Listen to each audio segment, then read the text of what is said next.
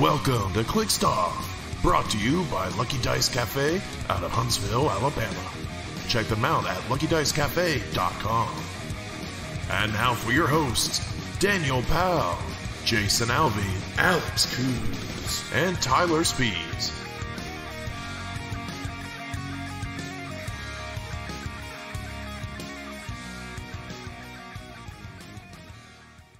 Hey everybody, welcome to Clixed Off today. This is your host Daniel Powell speaking. Just want to let everybody know Clixed Off is brought to you by TrollandToad.com, world's largest HeroClix retailer.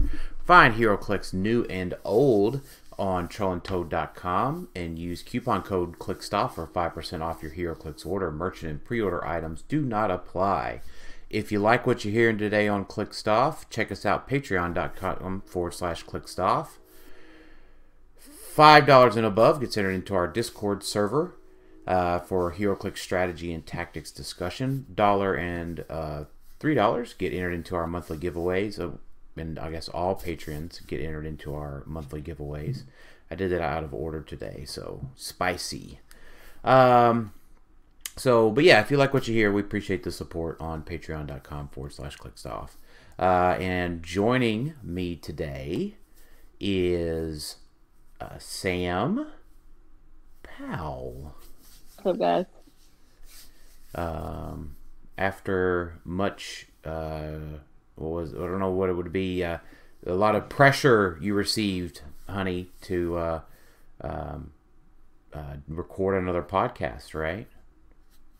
Yeah, a lot of people came up to me and said they wanted me back on, so here I am. Here you are.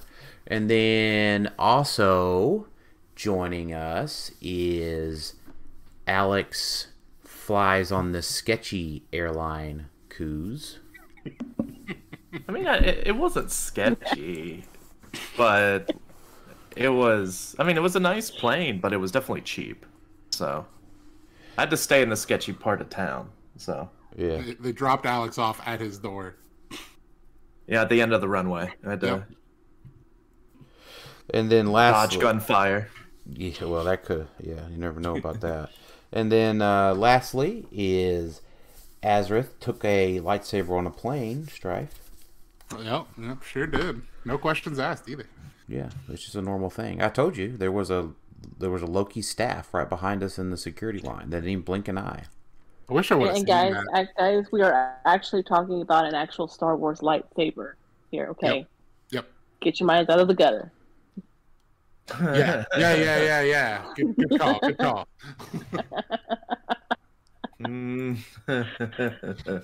So, yeah, they're used to what I call it, peace and justice. Yeah, they're used to that down in Florida, so. Right. Yeah. So, what we are here for today is to talk about the fun that we had down in Florida at the Championship Clix event.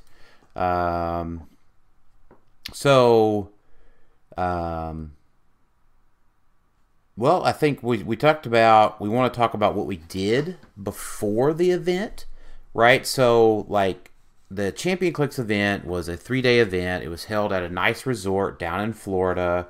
It was on the Disney property, which if you don't know what that means, like, you literally drive on an interstate, like, 4-lane highway, and you enter the Disney complex. And it is Disney-fied, right? Like, everything has to be to Disney standard. So it was a Hyatt hotel, but it was all Disneyed out, right? So it was up to their spec and standard, which was extremely high, for those if you're not familiar with that. So we stayed at a very nice resort hotel, and so Sam and I guess we got there first. So we planned on it being a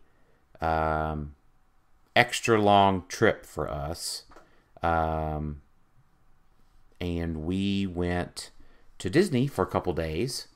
Went to Magic Kingdom and Epcot and had a blast. And then on that Friday, we didn't play in Prince and Pauper, and we just played Battle Royals.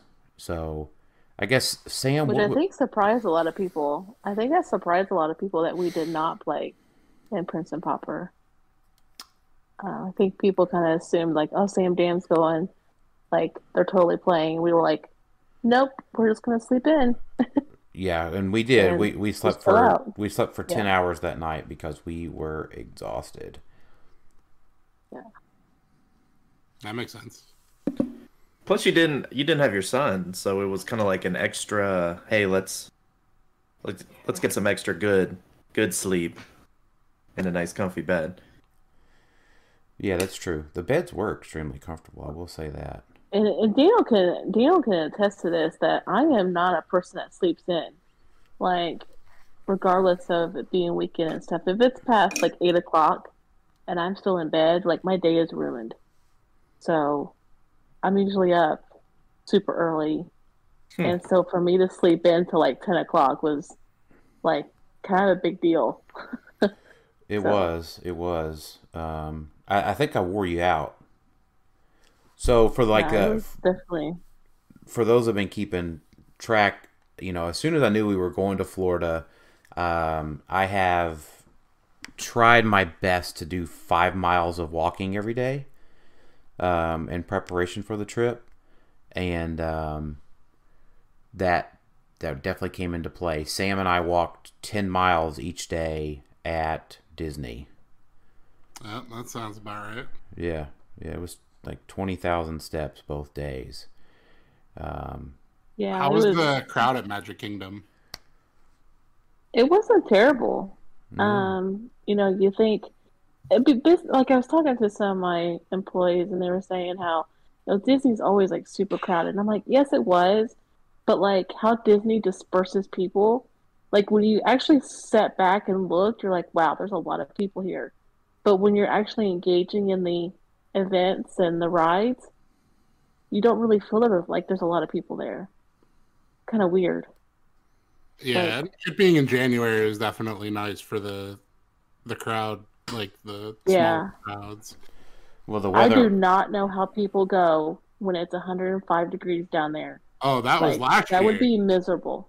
That would be miserable. Yeah, last year we went to Disney. It was in July, and it was like 103 degrees the one day. Nightmare. No, thank you. Yeah. No, thank you. I would rather just, I'd be like, I'll save my money and go somewhere else. Yeah. Yeah. For sure. But it was a lot of fun. I really enjoyed Epcot. Magic Kingdom was good to see, just being our first time. I've never been. So it was cool to see all the nostalgia that everybody, wants to see, the castle and stuff. But Epcot was definitely my highlight. A lot of good food in Epcot. A lot of good food. I just like seeing the different countries and all the different like decor and the architecture and stuff like that. That was neat. Like I probably will never be able to go to like some of those countries in real life. So it was just cool to see like a little mock-up one. Did you guys get to ride Guardians of the Galaxy Galactic Rewind? No. We did not. We tried. Yeah. We tried. And the thing is like I did a lot of research before we went and I looked at like what the rides were because Daniel doesn't really do thrill rides. And, I was like, well, Guardians is kind of a thrill ride, but being that we're such big Marvel fans, I'm like, maybe we can make this work. Mm-hmm. And we tried to get in the queue twice, and it immediately filled up. And then just talking to people, they were like, yeah, it's like a thrill ride. It's a roller small coaster. It's a roller coaster with a bunch of lights and motion. And so we just took it that it was a sign from up above that we were not supposed to be in that queue, that we should just be okay with not riding it, and we were on our vacation. So that's fair. Yeah, it was. We did ride quite a bit of rides. I think the only ride we did not ride at Epcot that we wanted to ride was Ratatouille, but every time we looked on the app, it was like a 2-hour wait. I'm like, there's no way I'm waiting 2 hours to ride a ride. I have heard that ride is very good, though. Yeah. I'm not going to wait that long. Not when I'm there for one day, Yeah, yep. So. And I think Alex was the next one to get there, right? No, you were. Yeah. Oh, was I? Oh, okay. Yeah, you were. Alex flew in on Friday. You flew in on Wednesday. Oh, okay. Yeah, I got there Wednesday night. We had some snafus with our flights. First flight got delayed, which would have made us miss our connecting flight. And then out of nowhere, Southwest was just like, here you go. Here's a direct flight. It's like, oh, cool. Thanks. But yeah, we did Disney Thursday, Friday as well. I did not play in Prince and Pauper. I was there with my mom and my girlfriend. We did Hollywood Studios both days because me and my mom are huge Star Wars fans. So we just wanted to be in Galaxy's Edge for as long as possible. And then Sam saying that she didn't want to stand in line for 2 hours for a ride. We rode Rise of the Resistance 3 times. Each time was at least an hour and a half in line. But that ride is so good. Yeah, I got to make a lightsaber. For my mom's Christmas present, I got her the droid workshop to make a droid, which she was really excited about. And then, yeah, just being in the way they've designed that park, and that part of the park, to where you go through like this underpass and you like exit it and it feels like you've just transported to another world. Like, it's so cool. And then the first time my mom saw the Millennium Falcon in the courtyard, like, she got super emotional, which I knew she was going to. Which my mom's the reason I'm a Star Wars fan, so that's why I really wanted to share that with her. That's awesome. Yeah, that's really cool. But so yeah, we did 2 days at Disney, and the Hollywood Studios crowd was a lot lighter than I expected it to be. I think it was like the least crowded of the three of the parks. And so it being in January, the weather was nice. Like, it was like 70 degrees most of the time. Only rained for like an hour or 2 hours on Thursday. Yeah. Turned out really good. The professional photos that we had done turned out really well. Did you give your mom the Chewie card? The Chewbacca card? I did. She loved it. Yeah. So funny story for the guys that are listening to the podcast. So Dale and I did not splurge and buy like the wristband thing. We were just like, hey, just get up there. I did add it to our Apple Watches. And so like Dale tried to add it to our Apple Watches, and we get up there to like get into Epcot the first day. And he goes in to try to tap in, and it's not working. So like, hold on a minute. And this lady's like punching in some numbers, and she whips out these cards, and she says, okay, this is Daniel's. And I get a Chewbacca. So I'm like, oh, that's cool. I get a Chewbacca one. And then they hand Daniel an Elsa from Frozen. And you know what? I have it on my desk now, and I display it with pride. I will gladly take my Elsa Disney card. My mom got Elsa. My girlfriend got Moana, and then I got Simba for ours. And then Sam graciously gave me the Chewbacca card to give to my mom because that's my mom's favorite Star Wars character. Yeah, I was just like, what am I going to do with this? Like, you can just totally have it. It's okay. And she was super thrilled. Yeah. But it was funny because every time we had to like get our cards out for like the lightning lanes, it was like Dean was like, let me get my Elsa out. Yeah. Gladly got my Elsa out. Yeah. So I'm hoping next year though for Galaxy's Edge that I can go and have a drink that's not at 9 a.m. The last 2 times I've been there, my reservations for the cantina were at like 9 a.m. So it's like, well, drinking early. Hey, it's 5 o'clock somewhere. That is true. So you just gotta say to yourself.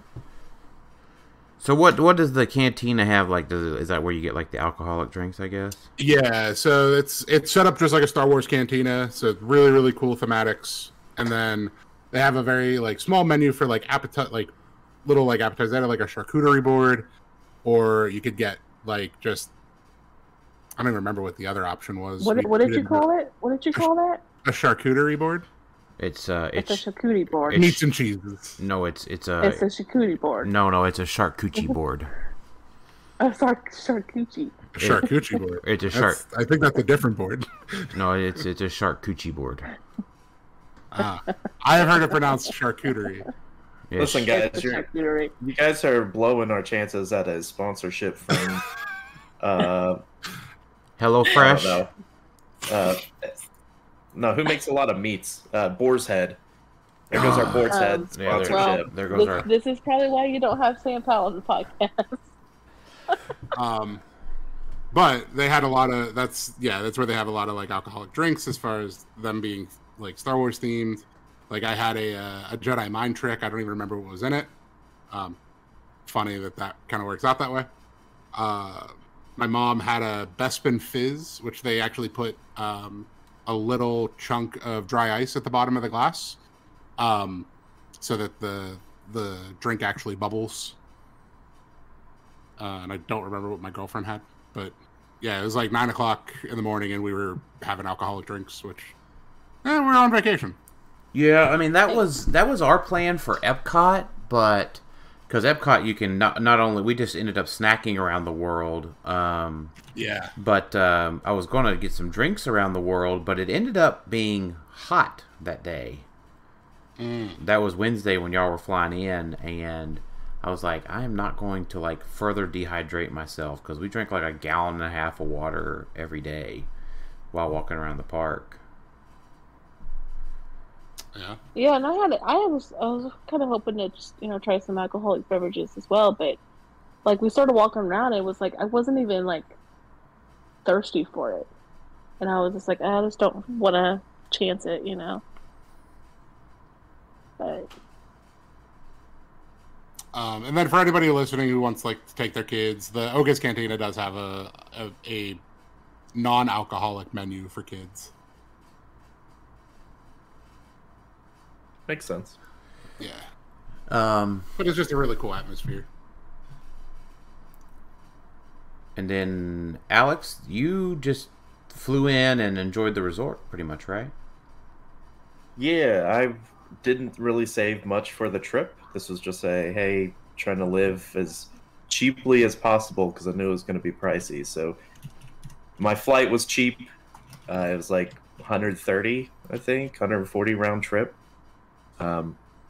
And I landed in Sanford, which is North Orlando, and then I got in about round 1 or round 2 of the 2v2. I knew I wasn't going to make it for the 2v2, so I got in and played some BRs, I think.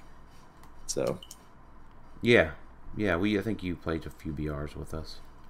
Yeah, and I guess we could go into about how they did the BRs a little bit if no one paid attention.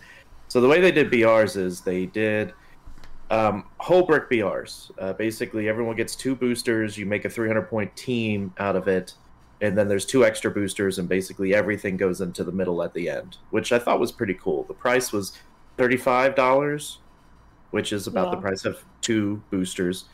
They were fortunate enough to get a lot of Batman team up early, but they still had a lot of Avengers Forever, so you had to buy 1 Avengers Forever BR, and then you were able to play 2 Batman team up.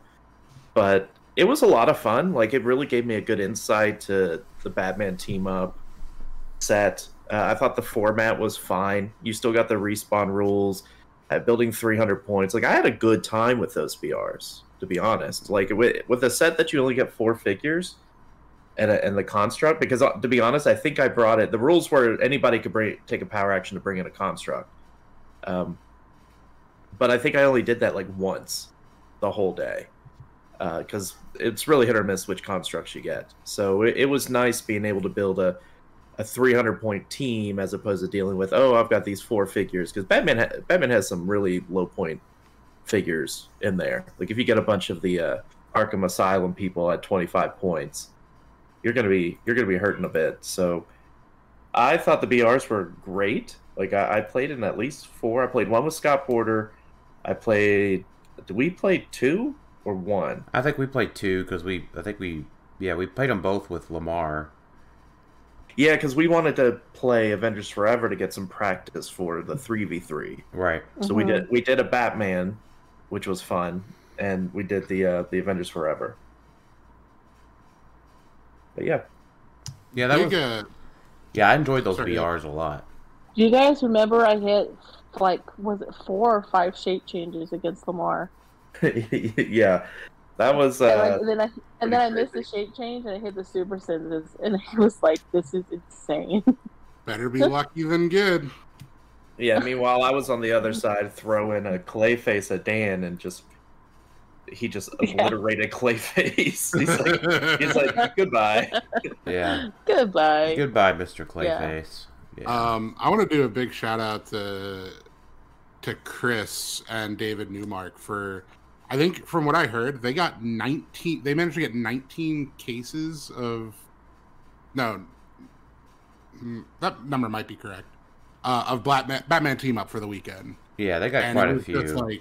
And just cranking out products. Like the fact that they were able to get that much in that short notice was awesome.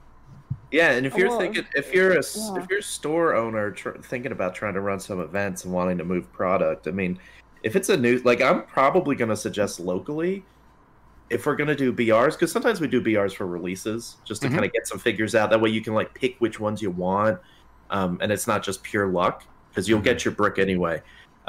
I kind of like that format to where I'm going to suggest it locally, saying, hey, in this BR, let's just do a whole brick. Everyone pay $35 because the store still would make, I think, $30, right? Like it's 140, so they still make probably $25 to $30 on the brick itself. Yeah. Profit, so they still make money off of it. Probably more so than it would be if you're just buying a brick by itself, because a lot of places give a discount for a brick. But I think that's an awesome format because it also eliminates the awkward, like everyone pulls something and then you're like, okay, we pulled 1 super rare and 3 rares and there's like 2 boosters left, like sitting on the counter, and like everyone does like a Wild Wild West look at each other like, okay, who's gonna go buy those 2 boosters because it's probably gonna have a super rare in it. Like it eliminates that. I like that. I never thought of doing that kind of format, and I actually really liked it. So yeah, you guarantee that you're going to mill through a whole brick, right? And I like that. I liked it a lot. Yeah. And then on top of that, like they were also running at certain points. Like I remember there was they were running the X-Men, the X of Swords slop. Like they just did a buy-in for the entire month kit. Yeah. Oh.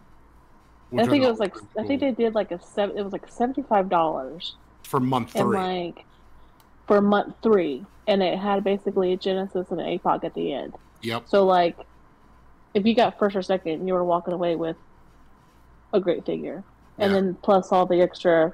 There was tarot cards and all the cool stuff for month. Spoiler alert! Good, you walked away with 2 good figures. Arguably the best figures right now. I will say, I mean, I know David Newmark even said he was shocked how many BRs was actually being played. It was constant. Yeah. And it was because he was just kind of like, I don't think they anticipated that many be played on Friday, because he just kind of assumed like, oh, they'll be played on Saturday when cut happens. There might be a few here and there, but people came to play, and he was like, I didn't expect this, and we were kind of like, well, David, like there hasn't been any events, like people want to play, and it was getting Batman technically like 3 to 4 days early. Yeah, because it released that Wednesday, so that was an added benefit of, hey, get some figures. Like if you could plan your tournament to have BRs around the release day, man, you're going to be making money. Because another thing is, like, there wasn't any extra prizing thrown into the BR. It isn't like different places where it's like, oh, here's an LE or whatever. It's purely what was in the brick, and that was more than enough. Like because it was a new set, I didn't have anything. Yeah. And Legacy card was thrown in as well. So you had the Legacy card and then the whole brick. Yeah. And really smart of them to put that limit on it of you have to do 1 BR of not Batman to be able to do the BR for Batman. So it really gets you 2 BR entries out of every Batman entry. Yeah, which makes sense. I mean, they ordered all the Avengers Forever for the tournament and just happened to get Batman. So, but it's definitely a good learning point for any tournaments going forward. That, you know, if you happen to, you know, if you're talking like the tournament's 3 to 4 weeks after a release, then you're probably not going to have that level of success. But if you're within like a week of release, you probably would still have very successful BRs, because a lot of people are wanting to get those type of figures, and Batman had a lot of collectibles in it. But yeah, I had a great time with the BRs. I think that was the only day I played BRs was Friday. Yeah, same. I didn't play any BRs the rest of the weekend because we were too busy. Wait, are we going to Saturday now? Was there anything to talk about Friday? We went to eat. Sam. Yeah, so we went to the highest rated Central Florida hibachi grill, which was really not. I wish I could have gone. Yeah, I think my only complaint was, I don't know if it was a complaint, like, our chef was really good, but he almost leaned into it a little too much, like leaned into the character, and it was a little like unbelievable. Sure. But it didn't help because we had heard most of his shtick because we were like 2 to 3 tables over from where he literally just did all. So we heard the noises like 2 to 3, and he was a very loud hibachi chef making funny noise. Like, it was a funny little thing. He was like the only like chef in there that did those kind of noises. He did all the normal, onion volcano and all that stuff, but he was very, very loud, and it was great, to be honest. It's just, if we hadn't have heard it, and if we didn't have to sit there and wait for a chef to show up, we waited like 20 to 30 minutes before anyone showed up, and I think they just grabbed him and said, "Hey, you got to go. Yeah, someone needs to go here." Yeah, you got to do another table immediately. So, but the food was great. The food was great, though. So hibachi's like one of my favorite things to eat. So I'm disappointed. Yeah, and then Sam and I ate hibachi in Epcot too in Japan, and that was really, really good. That was by far the best meal of the entire trip for me. That was. What was it? Do you remember the name of the place? I mean, it's probably the only hibachi place in Epcot. Yeah. I mean, when you walk into Japan, it's like there's 2 restaurants. It's the one that you have to walk up the big stairs to. Okay, because I'm going to Disney in May with my kids and family and whatnot. So that's one of the main reasons I didn't make a trip out of this, because I knew I was going to in May. This was just a kind of go down and scout a little bit, see how bad Ubers are, that kind of thing, because Ubers were kind of expensive. But yeah, the Ubers to the airport were expensive. The Ubers to the parks were reasonable. How much was yours to the airport? Like $40. Not bad. Yeah, same. The airport from the park was like 10. Yeah, mine it was also closer. It was, yes. Mine funny enough was around that much, 40 to 50, and mine was like 40 miles away to Sanford, which was like north suburb of Orlando. So that's kind of crazy. It was similarly priced, and I went it was a 45 to 50 minute drive. Mm-hmm. Was the name of your restaurant Teppan Edo? No, it was the one in Epcot. I think that sounds right. Yeah. Sorry, I was trying to think of what the name of it, because it was a chain that we went to. Kobe. There you go. Kobe. Yeah, very, very good. It was really good. So. Yeah, and then. Oh, go ahead. I mean, I was going to say it's definitely just a go-to place if you go there and want to have a good experience. So, if you like that kind of food. Yeah, and then my sleeping arrangements. So, I kind of planned this trip spur of the moment back in September. I bought the plane tickets and was like, I'll figure out the rest later. And then I waited a little long till December to where I was like, okay, I guess I need to figure out who I'm staying with and who I should play with in the 3v3. And luckily, George, Masu, and Wes Summers had availability in the room, so I was able to stay with them that night. And kudos to the hotel, which was a Wyndham, by the way. Dan, I think you said Hyatt earlier. It was a Wyndham. They don't apparently own Hyatt, just in case we were going to get sponsored by Wyndham also. Right, yeah. You know what? Sure. Yeah. I didn't want to get ruined by that, man. I didn't, They're like, man, I like Clixed Off. Well, no, they said Hyatt. That's not us. Yeah. If that was the only thing keeping us from getting a hotel sponsorship. So they were nice enough. Like, I went down to see if they could get a rollaway bed because I just don't like sleeping in beds with other people. So I was like, I'll just sleep on the floor. I sleep anywhere, basically. And they said, because it's a fire hazard, they can't really give me a rollaway bed because the rooms were kind of small, like from a hallway standpoint. So I asked for extra linens, like, can you give me extra sheets and pillows and whatnot? And so housekeeping brought it up about an hour later, and she dropped it off. She said, oh, well, where are you sleeping? And I was like, oh, well, I was going to sleep on the floor. And she's like, no. She's like, I'll be back. And about 45 minutes back, she brought a rollaway bed, which was awesome. I was able to, and it was a little tight, but it was great to be able to, not have to sleep on the floor, sleep a little bit more comfortably. Sure. And I hope I didn't snore too loud to keep George and Wes open. They said politely that they didn't hear me at all, but you never know. You never know. It's Saturday, right? So I guess maybe the meat here, right? What we traveled all that way and spent a considerable amount of money to play in. So what do we want to do? Do we want to talk about what we played, where we placed, and then we can kind of go through each round pretty quickly? I mean, because Alex, you wrote all of that down, right? I have all the round information, yes. So okay. Who you guys played? I don't know what team they played. That's going to be on you guys, but right. I know the people everyone played. Emperor Vulcan was not the way. Because I always feel bad when we do these reviews, and I'm like, oh yeah, round one I played so and so. Like I'm real bad with names. I could pick out your face and be like, oh yeah, I played your round one at Nats, but I am so bad at names. So I went on the win and got all the names, so that way we're not lost. Because it was a good turnout. There was what 57 or 8.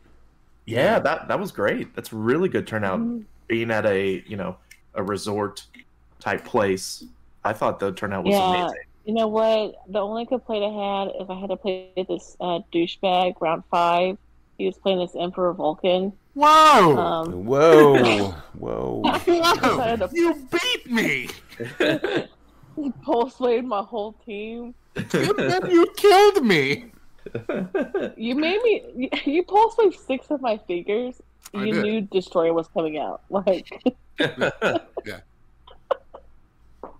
Destroyer did not matter in that game, but yes. So I'll go first. So I played. I did the worst, right? Huh? I did the worst, I think. Yeah, I think Az did because you guys played each other. Yeah, you beat him in the last round, so I think. Okay, so we want to go from worst to best then? Yeah, that's fair. Yeah. All right. So I played a cosmic team. It was Emperor Vulcan, Hope Summers, Molecule Man, and Collector. I had Carnage Symbiote on Vulcan, Darkhold on Hope Summers, Cloak on Collector. It was not a good choice for this weekend, but I kind of knew that going into it. 4 out of my 5 rounds I played against Death Metal Wonder Woman. She was popular. Away. I actually think that the problem with her is how broad she fits on teams, and Isaac and I talked a little bit about that over the weekend. But so I played Lewis round 1 because him and I always have to play in a tournament together. It's usually round 2, but I actually conceded to him because I got stuck into a time platform loop. With Scarab, where I would run my Vulcan halfway up the map. He would hit me with Scarab and send me back to my starting area. And I was like, I'm not going to play this for the rest of the round, so you got it. It's the first time I've ever actually conceded in that fashion before. But I was trying to enjoy my weekend, and playing that game out would have just made me more frustrated. Yeah. Then I played Christine Redmond, I think. That is correct. She was playing a mystical team with Blackheart, Death Metal Wonder Woman, good stuff. And that was a close game. I managed to... She KO'd a guard, which put me up on points to flurry Vulcan. And I would have scored the points next round, but time got called in the middle of her flurry. So I managed to win off of the guard getting KO'd. Oh, wow. Yeah, that was a very close game. I only scored like 85 points, I think. And then I remembered that Hope Summers has Mastermind. Yeah, it's kind of a big one. Yep. And then I played... I do not remember his name. He's one of the Whiskey Tango Foxtrot guys. Jacob Springer. Oh, no, I played Jake. That's right. Jake is a local of mine, actually. Way of you not remember him. I forgot which round I played him in. It's fair. They blur together. Yeah. He actually played the initial build that you were working on, Dan. So your team, like the prototype of your team, the one that you first posted. And I managed to win that game, just Vulcan being able to pulse wave a bunch. What do you mean, the Sky Tyrant version? Yeah, yeah. The Sky Tyrant with with Wonder Woman and two Moloids. Wonder Woman, yes. Yeah, got it. Yeah. He sent the Moloids out. He put his nifty barricade like within range for me to just shoot it. So I did. Yeah, that's a thing. My Molecule Man just shot it because my Molecule Man had 3 damage. That's even more embarrassing. Yeah, to be like, enhancement plus collector. And then like he moved his Tyrant out. I killed his Tyrant. He Death Metal Wonder Woman'd it.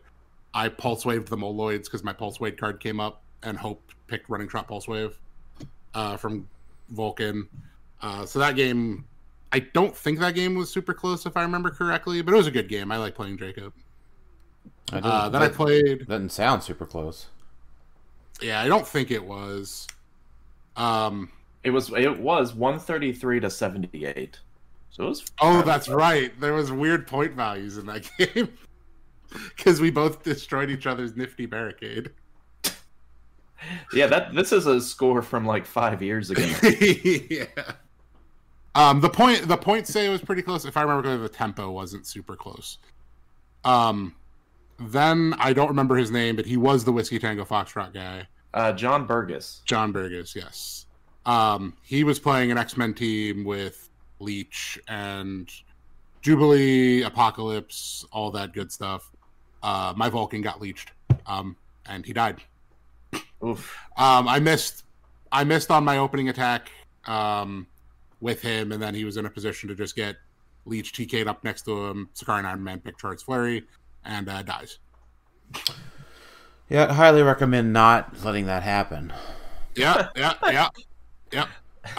Big strategy bite there, Az. Don't let that happen to you. Don't let that happen. Yeah, don't let that happen. Don't play a 175 point character again. Yeah.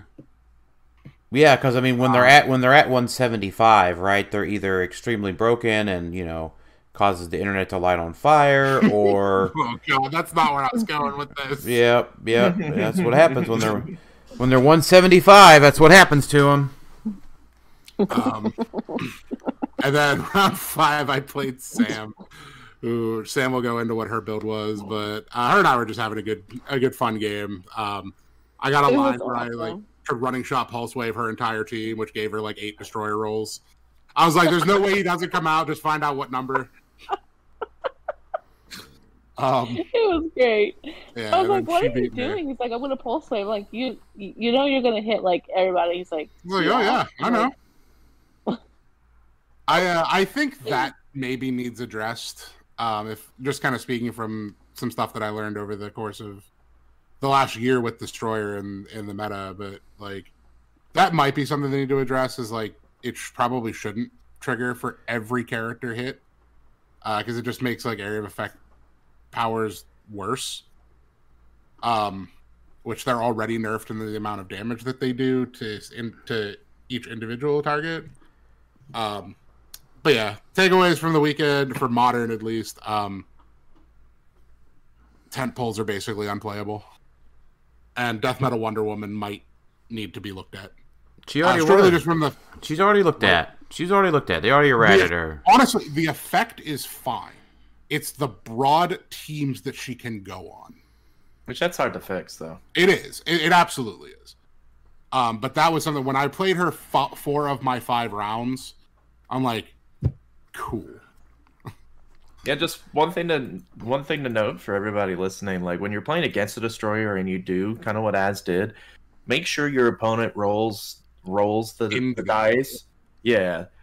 Because, you know, it does drastically change the game if they have to roll 3 or 4 times and destroyer comes out on click 4, and it's like, okay, I could potentially kill a destroyer on click 4. Yep. As opposed to 1, which 1 needs a lot of help, but 4 I need to deal 7 damage in like a flurry. That's a lot more manageable than.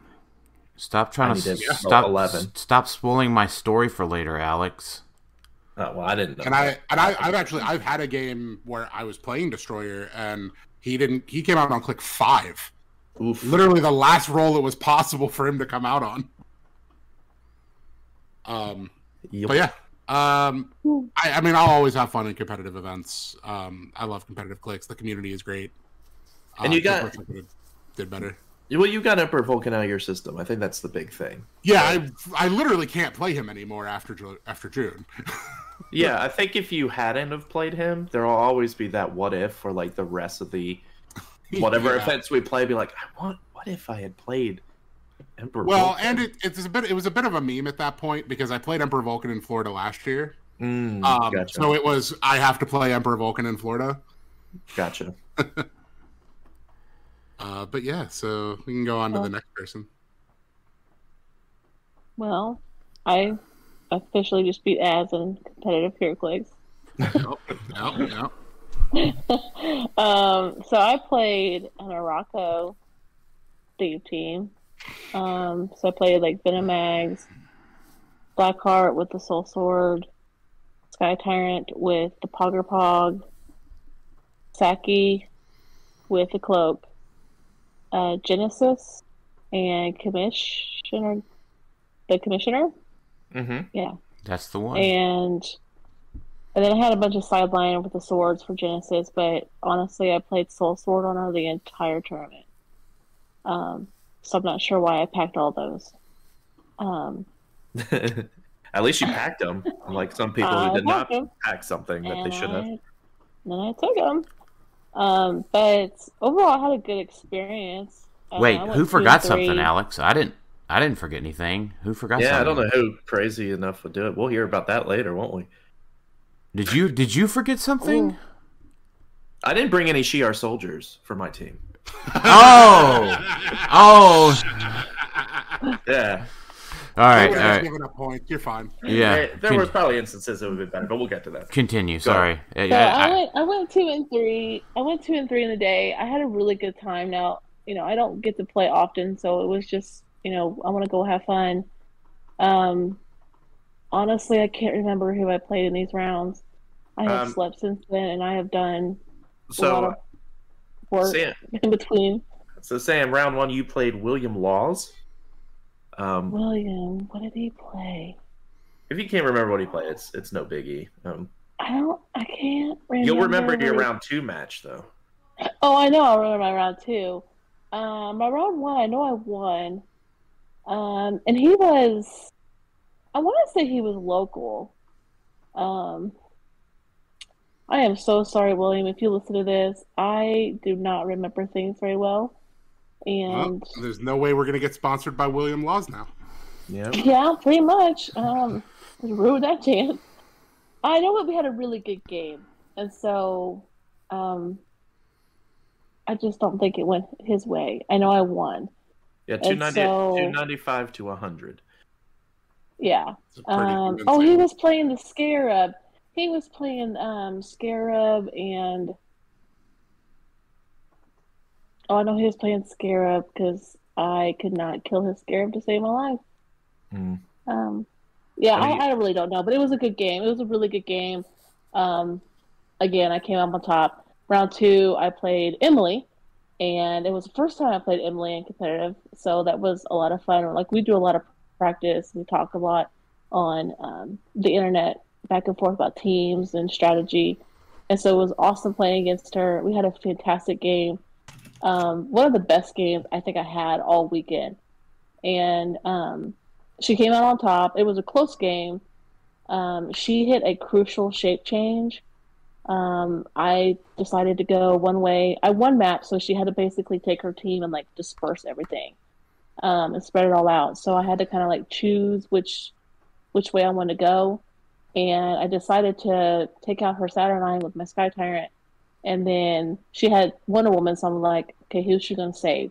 Like, she's gonna have to save somebody at some point in this game, and I took my Saki to go towards her Genesis, and she hit the shape change because she had Warlock on Genesis, and that, like, I think that was like the game changer, like, period. Because then basically Saki was just erased off the board, and then I proceeded to miss a lot against Wonder Woman with my Blackheart, and I mean, but it was a really close game. I ended up killing her Wonder Woman, and she brought her back. And I was like, no.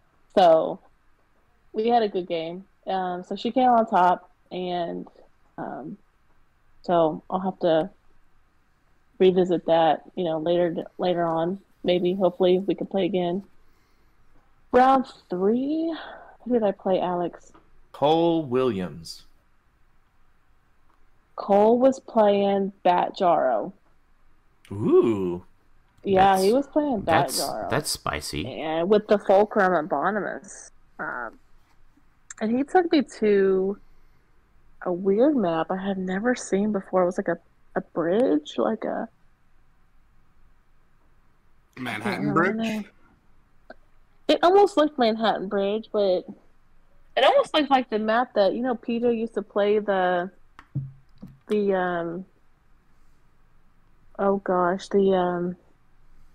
Magneto, the robots team on. The Sentinel Factory?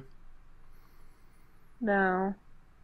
It had water on both sides. Cole Williams did make top 16, so his build should. Yes, he had a good team. I mean, one map. PJ only posted top 8. Oh, sad day. Anyway, but he was playing Bat Jaro and Fulcrum Bonimus, and so he won map. He took me this place, and I was like, okay, like, he had Sky Tyrant, so I figured he's gonna have the first alpha. He did not alpha first. He kind of just creeped up, and so I was like, okay, I guess I'll alpha. So I alpha, got his Sky Tyrant, and then was able to. We were kind of back and forth, and I was like, all right, I'm gonna go with Blackheart. Well, I did not anticipate the Bat Jaro move that he did. Was able to wipe off my Blackheart off the map completely. And so at that point, we were close on points, and I was like, all right, if I could kill one more thing on the board, I would be good. So I brought in Deadpool, because I was like, all right, I need the Deadpool to be able to bring in Jeff, and I can have some attackers. And my Deadpool and my Jeff proceeded to miss every attack for the foreseeable future, and he was able to, on last action, he called a flurry and killed my Deadpool and won. So, sad day. But I mean, if I had to bring in the Deadpool, because I knew that if I would have hit, then he wouldn't have been able to do the flurry. Right. It was one of those things, like you were gonna lose if you didn't do it, but you could have lost when you did it, but you could have won if you did it. Yeah, I could have won. Yeah. So it was the path to victory. Yeah, it was one of those decisions I had to make on the fly, and I was like, okay, I got to do this, and I just missed, and I was like, okay, well, this is great. You made the right call. But we had a great game. I did not anticipate the Bat Jaro being, like, kind of good. What did against, you just outwit your stop click sort of thing? Yeah, he just outwitted the stop click and just like, boom, black card was gone. I was like, oh, that's cool. That's cool. Like, I did not see that coming. But again, that goes with I am not in the scene very much anymore. So, but you play the game to learn and you play the game to have fun. So then my 4th round, I played against two 150-point Saturnines.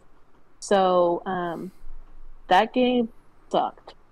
Like, the guy was great. The guy was a local guy. I don't know his name. Alex probably knows it. David Nelson. David Nelson. He was a great guy. And he was, like, he played it very well. It was just an uphill battle for me. And the bad thing of it, this is how bad my dice were in this game. He didn't even have to Saturnine my dice for me to miss. Like, I just missed on my own accord over and over and over. And, like, him being able to mastermind 6 squares away without adjacency, and, like, no matter what I did, I could never... He would always make those, bystanders, and then I was just kind of like, all right, well, I was never going to chew through that. So I scored 0 points that game, which kind of sucked. But, and then of course, I showed Az who's boss on the Clixed Off team. And wow. I am feeling personally attacked right now.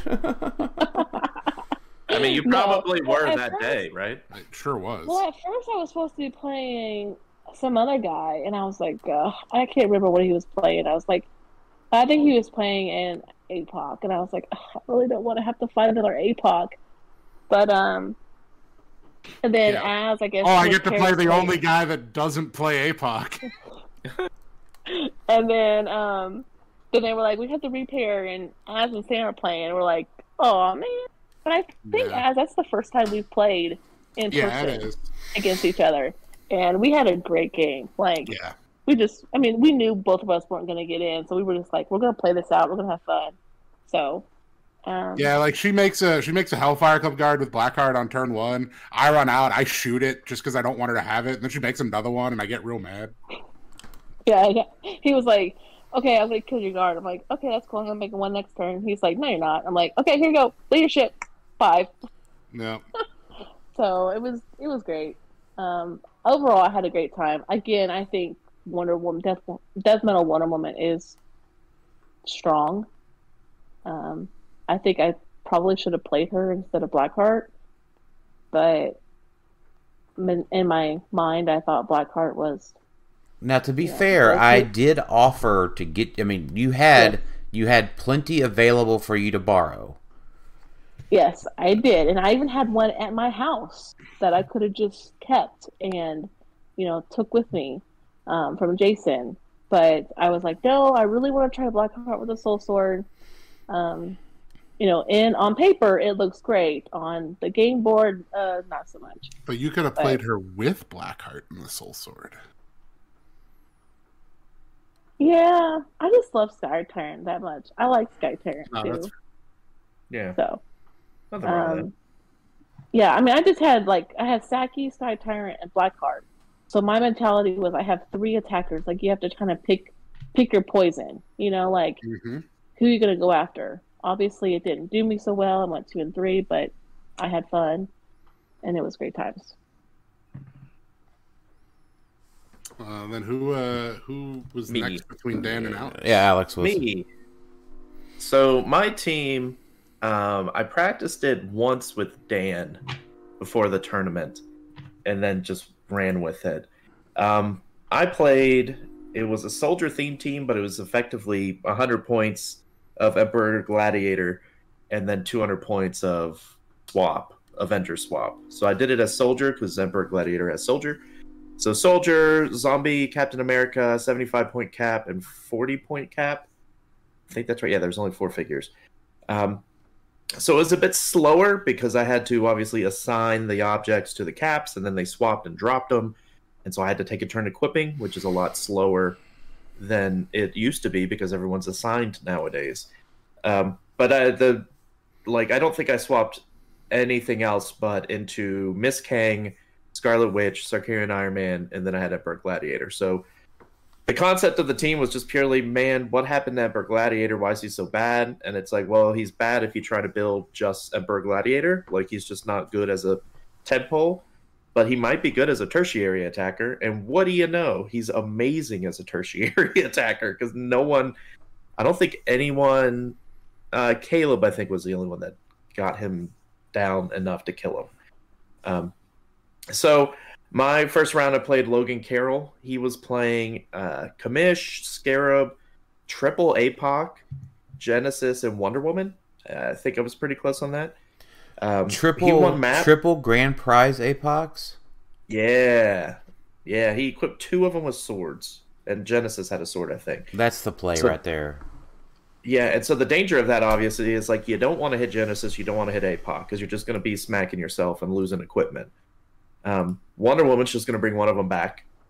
Scarab is usually hiding in the back with Kamish. So, like, it was a really good kind of pseudo don't die team. He won map. He took me to a map that ultimately we found out was illegal, but I ended up winning the match anyway. It was Sanctuary, the Rock Sanctuary map. That's not legal anymore. Yeah, I don't fault him on that. Like, I thought, I was like, oh yeah, this, I guess this is legal. I didn't question it because I mean, the judges signed off on it. Exactly. And they did catch it like after our game. I think PJ saw it and ran over after the game and was like, hey, we'll get you another map. But the game went surprisingly well. He brought all his APOCs up.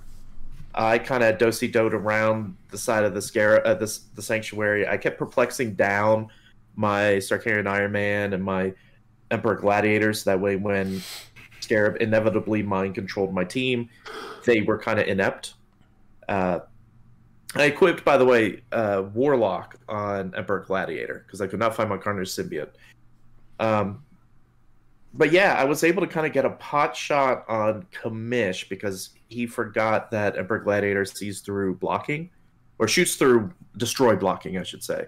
So I was able to get on elevated and kind of shoot out the back of the Sanctuary, and I think I just took out Scarab or Kamish. And then he just slowly brought APOCs forward, and they did kind of a do-si-do, and he killed my Sarkarian Iron Man. He may have had a Sarkarian Iron Man, actually. Now that I think about it, I think it may have been 2 APOCs, and Saki was in there. Because I remember his Saki killed mine, or came close to it. But either way, I ultimately won. I just kind of outscored him. I was able to maneuver. It was really difficult for him to kill Emperor Gladiator. Just the thought was Miss Kang popping out those little bystanders like any prob.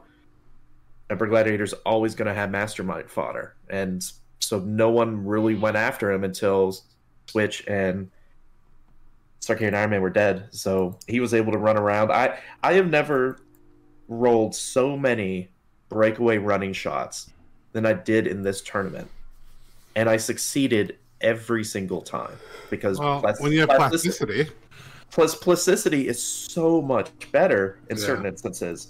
It's so much better for getting away because it's not so good for keeping people around, because it's no longer pluses if it's plasticity versus plasticity. It's just I break away, like you don't get to stop me. So that was a good match. I ended up facing round 2 Justin Hafford. He was playing a really cool like double firstborn team. 2 firstborns, Death Metal Wonder Woman, Kamish, Venomags. I think that was it, and he equipped Death Metal Wonder Woman or something. The problem with firstborns, they're really, really cool, but they don't like being ruined, because you could just kind of eat through, his stop clicks and get away from his plasticity and all of that. So I was able to. What figure likes to be fucking ruined? Is there a piece that like has a? Is there a piece that says that if this piece ends up having no powers, you win the game? I mean, like, yeah. Can we get that character? Yeah, fucking A. Yeah, like. But also his stop clicks on Firstborn were impervious, not invincible. So, you know, everyone on my team except for like Scarlet Witch and Emperor Gladiator both have Pensai. So being able to just kind of blow through that kind of meant he ended up losing. Then third round, I played Brandon Colette. He played an animal team, which was really cool. Cosmo, Rocket Raccoon, Tyler's going to hate this, Kazar, 2 Maggots, Lockjaw, and Prime High Evolutionary. His team was very dangerous. He just got a little too anxious. He rolled the card that says he pulled the tarot card that says, like, if you use phasing or something, you get to remove a token afterwards. Or it's one of those cards where you take a move action, you get to remove a token afterwards. And apparently that was one of his go cards, as he called it, because first turn, he won map. First turn, he ran over to my side of the map with first turn immunity, had Cosmo take out all my outwits, so I couldn't outwit anyone, and then kind of just sat there because he couldn't do anything first turn immunity, right? So my turn, Wait a minute, so away. Like that Tyler, I mean, I know doesn't like Kazar, but I mean, that is an absolute textbook piece de resistance first turn move for Tyler. Yeah, he was playing Kazar, so he didn't like it. Right. Yeah, Kazar did work. Yeah, fuck that Kazar, but the guy played. Kazar's great. The guy moved across the map first turn and sat there. Yeah, if he hadn't have done that and played it slower, I think it would be a way different game, obviously, because he used Rocket thinking he could tie everyone up, but Emperor Gladiator just has plasticity, so he running shot, broke away, shot the dog, and then I dropped the rune on everybody, because it's like, you're going to come here, I'm just going to rune everybody, because why not? And so it ended up being still somewhat of a closer game. If I remember, no, I take that back, because the one thing about my team is I don't give up points. So it ended up being 220-0. But it felt a lot closer because I had to do a lot more dancing around. Kazar was doing things. Like, he was actually dealing damage. Like, it was a really, really cool team. I think it would have played way different if he didn't flip his go card and just went with a rune possible right at the end. Like, he moved everyone over. I was like, okay, I guess I'm dropping the rune, because he did steal my cloak from Arcane Iron Man, because I from underneath him. Yeah, so he did do that, and I was like, okay, I guess that kind of makes sense, but you're still getting ruined, buddy. Like, and like Emperor Gladiator could just carry Miss Cain out and just be like, see you later, before I drop the rune. So it ultimately was a pretty good match. Every game, did your rune have impact every game? No. Okay. First round, I did not drop the rune. Fourth round, I had to. I'll get to that. That was against Caleb, who ultimately went into top 2. Caleb's team was nasty, and I hated it, and I felt bad because I was getting angry playing it. He played Sarkarian Iron Man, Demon in Armor, Chip, Flash, Felix Faust, and 2 Saturnines, the cheap ones that raise your things up and down. Yep. And so I got frustrated because I looked at his team and I was like, you literally have 2 attackers. Like, just 2. Sarkarian Iron Man and a 30-point Flash. And in my head, it's like, that sucks that I'm losing to 80 points of damage. Like damage dealers. But 80 points of damage dealers that always hit. If I don't hit shape change, and because my team relied on Miss Cain had the Captain Carter shield to give defend +1, but almost everyone on my team, I think everyone on my team except Sarkarian Iron Man had shape change, so I relied on rollouts a lot, and I hit a few. It's just like he didn't even have to get to the point where he had to use Saturnine, kind of like Sam, you were talking about your one game. Like I just couldn't roll high. Like, I had good numbers and I didn't have to roll that high, but I just couldn't. Like, I couldn't even hit like 8s or 7s or whatever with multiple rollouts. And so I definitely lost that game. It was kind of close, 65-35, believe it or not, near the end of it. because I took out his flash, I think. But no, so that put me at 2-1. No, 3-1. Sorry, 3-1. Going into the last match against Matty G. This match was interesting because it was very much a kind of a mirror match. He was playing Avengers also with Sarkarian Iron Man, Miss Kang, and Scarlet Witch, but he was playing Hope Summers and Blue Marvel, whereas I had Emperor Gladiator. So I won map, took him to Aunt Petunia's house because I paid for the location bonus, and we kind of just had a big slugfest in the middle of Aunt Petunia's house. He was setting up. He pulled the Pulse Wave card, Pulse Wave for 2, and I kind of let him Pulse Wave because he was counting it out, but he was forgetting that Sarkarian Iron Man gets +2 to range. So he was counting it out and it's like, okay, I'm fine, like 3 away. And so I was like, okay, are you going to Pulse Wave? He's like, yeah. I was like, okay, well, he gets a +2 to his thing. Like he rolled it and all that stuff. So he ended up hurting his own people. It really came down to like last action. Last action, if he had another turn or two, because the game got a lot closer. I won 90-50. He scored 50 points because I went with a Miss Kang on last click to try to just hit an in cap on his destroyer, just to, try to chew up a little more time. And, she needed to do something. And I rolled a crit miss and killed her. So he scored 50 points off of that. And he probably would have had a little bit more time if I didn't take the time to like, okay, I'm going to in-cap with this piece. Like I wasn't slow playing. I was deliberately taking actions with my pieces. And it's one of those, like, I don't like that type of win because it's like, well, I'm just going to make sure I do as many actions as possible. Like I'm not going to speed through my turns. And it ended up, kicking my butt a little bit because I lost Miss Kang by doing that. So it was a lot riskier. But I ended up winning 90-50, so that put me at 4-1. So I went into top 16. Top 16, I played Michael Holloway, who, believe it or not, was playing Thanos. Yeah, I believe it. He was playing Thanos, Deadpool, APOC, and Genesis. Yeah, he was the only APOC or the only Thanos in a field of 57 or 58. And APOC's still pretty nasty. Like I ended up winning. Spoiler. You mean Thanos? Thanos. Yeah. Sorry, Thanos is. I won 75-0 because I took out. I don't remember, like a Genesis and Deadpool or something. I was able to ruin his Thanos ultimately because he won map. Surprisingly, 4 against my 4. He was even, and he took me to negative zone. So he was able to kind of just chill in the back and just kind of, keep burying up. One turn would be mind control, the other turn would be barrier with Thanos, and he would just swap back and forth. So it wasn't bad. Like, it was still very effective Thanos that I had to play around him.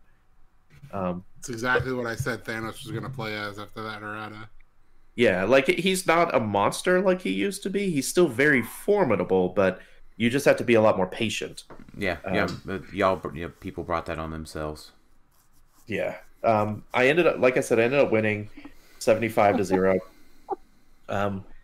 Just because he had to attack me at some point. I have played enough Thanoses to know how to use all of my perplexes to bring down my attacks and, make it where if you're going to mind control me, it's not going to work. Like you're going to have to roll pretty high to hit me.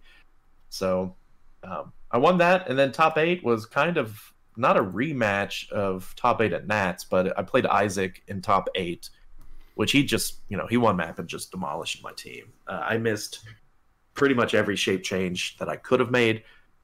His team just, every time I play Isaac, I keep thinking about how much I want to play Merlin because his team just plays so many free actions. Because he had, Polaris, Hellfire Polaris, and Venom Mags, and Sky Tyrant, Sarkarian Iron Man. Like, he brought the whole fleet, Hope Summers. And so he was easily able to get Sky Tyrant and Sarkarian Iron Man to my side of the map in one turn. Like, it was no sweat. But he also took, 8 to 9 free actions to do it. And which is how exactly his team played, which was vastly different at Nationals, was a ton of free actions, which is how you do it, right? Like, free actions are free. So if they're meaningful free actions, yeah, why take a costed action when I can just do it for free? Exactly. So the game went a little bit longer. He won 300-0. I couldn't kill anything because he wiped out my Circadian Iron Man immediately. Same with he took out Miss Cain like immediately because I just didn't hit any of my shape changes. I didn't get to prob and make a thing. He rolled the card that when you use exploit, you deal 1 adjacent. Is that the one? Yep. So that kills my Pog because it's after resolution. So he got to say, well, generate your Pog. Now I activate the card. So that was kind of a bummer. It basically ended up being like another 10 to 15 minutes of Emperor Gladiator running around and trying to shoot things. But ultimately lost to him again in top 8. But otherwise, for a team I did not play much, making top 8, I was very satisfied with how I played. I didn't make a ton of mistakes, and the team performed much better than I thought he did. So, but Dan, you did better? Yeah, we'll get there. I did one better. Well, I left it as a question so that way you can go into your team and be like, well, maybe I did. Yeah, I did, right? I mean, we wouldn't have... we said we were going from worst to best, so... I played on a Racco-themed team, Dr. Thing, equipped with the Warlock Sword, and then at the end of a couple of podcasts ago, we talked about, hey, I better make sure that the Carnage symbiote isn't unequipped KO, and so that's why I switched to the Warlock Sword on Dr. Thing. I originally had the Carnage symbiote on there, but that meant that I could not have swapped... the Doom out because the Carnage symbiote would have KO'd, which would have made me very sad. So then I played Sakaran Iron Man with the Cloak, Death Metal Wonder Woman, Dark Metal Wonder Woman with the Soul Sword, Venom Magneto, Genesis with Sword Bear, and the Commissioner. So, it was interesting. I had a lot of practice with most of the team. I've played Dooms. I played Dooms a lot in 2021. I played Sakaran Iron Man and Commissioner at Nats. And then, Venom Magneto TKs things. Genesis carries things and doesn't die. And then Wonder Woman just makes sure that one piece gets to come back. Very interesting. The tarot card, I played a 6-card tarot card deck, the Knight of Wands, the 8 of Cups, the 3 of Swords, the 9 of Swords, the 5 of Pentacles, and the Star. The Star came into play a lot. That's the breakaway rolls of 1 or 6s. That one helped quite a few times. The Pulse Wave card helped me. One match I got done, I told Az, why did you make me play the Pulse Wave card? And then, and then in another match, which I'll get to, it did me very good. So, first round, I played Matt Donham. I played like 3 or 4 out of my 5 matches. 3 out of my 5 matches were Scarabs. I won map, took Matt to the Eastview Park. He was playing Sky Tyrant, and Scarab and Commissioner. I don't think he was playing anything necessarily completely unique. An off the wall piece or anything. But it was one of those things Alex mentioned earlier, where you can really KO Destroyer if he's on click 4 or 5. Well, I KO'd a Destroyer from top click. I got the alpha off. I energy exploded his team. He was playing Khazar. That was the unique piece that he was playing. So I did get an early energy explosion off on his team with Sakaran Iron Man, which brought out Destroyer, and Matt parked his Destroyer right next to my Doom 67. Right there adjacent. Mistakes were made. So that next turn, outwitted his defense, perplexed down his defense, and Doom 67 did his triple attack, KOing Destroyer. And I think at like the end dial, because Doom lowers down the defenses too. I think he was at like a 15 defense or something crazy. So, it kind of went downhill from Matt to there. Did I wipe him, Alex? Yeah, you did. I think. I think you did. Yeah, you did. Yeah, because here's the thing: is we were like right next to each other. Me and Dan were playing right next to each other. Like we missed each other by one table. Because we've never played in Swiss against each other. No, we haven't. We've played in Top Cut, but we've never played in Swiss. And it was like, PJ looked at me, it's like, you missed Dan by one table. Yeah. And I was like, oh, it's getting close. Yeah, so to Ben Groenheit's question, I do want to keep track. So that was Dr. Thing became Doom 67. And did I play Lewis the next round, or did I play Wes? I played Wes in round 2. So Wes played his Fantastic Four team. He won map, took us a negative zone. And in this game, Dr. Thing stayed in. And Dr. Thing prevented that nasty power cosmic giving out Franklin Richards. Or is it, what is it, Franklin Richards? Is that it? Yeah. Okay. Yeah. So there was no outwit protection for Leech's mastermind from his good buddy Franklin. So Wes moved all the way out turn 0, right? And I KO'd his Leech and dealt some damage with Rookie, I think. Did some chip damage to some things. And we had a really good match. That was the Pulse Wave hurt me because my Pulse Wave card came up and then Wes double Pulse Waved my team that next turn. Because I didn't have any Pulse Wave available because my Sakari and Iron Man hadn't had a chance to pick up any objects. But my team survived. Doom, Dr. Thing was, 2 clicks down. And, Genesis was still alive. Wonder Woman was still alive. Kamish, Rookie, Venom, Magneto, I think were the main casualties. Then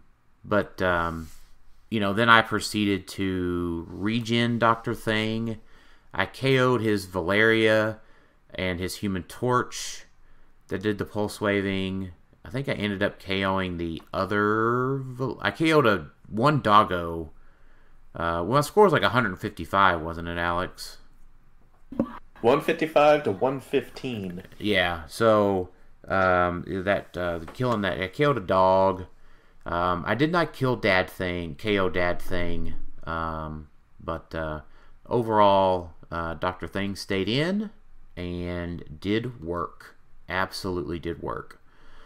And then round 3, I faced Lewis. And then thanks to as we were chatting in between rounds, he was like, he's going to do the time platform scarab thing. And I'm like, well, if I win map, it won't be that big a deal because I'll be able to go outdoors and snipe him with Rookie. Because I nearly always alpha'd with Rookie in Sakari and Iron Man. But Lewis won map. We were even on map roll. So I switched Dr. Thing over to DJ Doom, and I popped his time platform.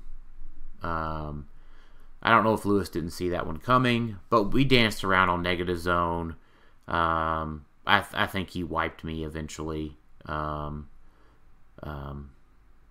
It was not a great matchup for me to go indoors because I faced another Scarab, and Scarab can still use the radioactive clay through everything. So, except Garrett. Yeah. So that was not a great matchup for me. And then round 4, I faced, I forget his name. He does listen to the podcast, though, so I apologize for not remembering your name. Logan Groney. Groney. Okay, yeah, Logan. And he was playing, it was another, because, it was another Scarab. And we went to, and he made top 8, too. Yeah, it wasn't, since he's on top 8, I can look up to see what map we went to. I think it was Star-Lord's ship. Sounds correct. Is that a map? It is. Yeah, it's from Avengers Forever. It's an indoor map. And it has kind of orange in the corners that can't be destroyed. From the play-at-home kit. I think that's the player who... He didn't have any maps for the event, and PJ just grabbed him one out of the play-at-home kit that they had. Yeah, so he was playing Mad Jim Jaspers, Scarab, Blackheart, Annihilation, and Wonder Woman. I popped a Scarab pretty early. He brought it back, and we just had a slugfest on the ship. The map was not great for me, but I think I scored a few points that game. The Hierophant messed me over on that game.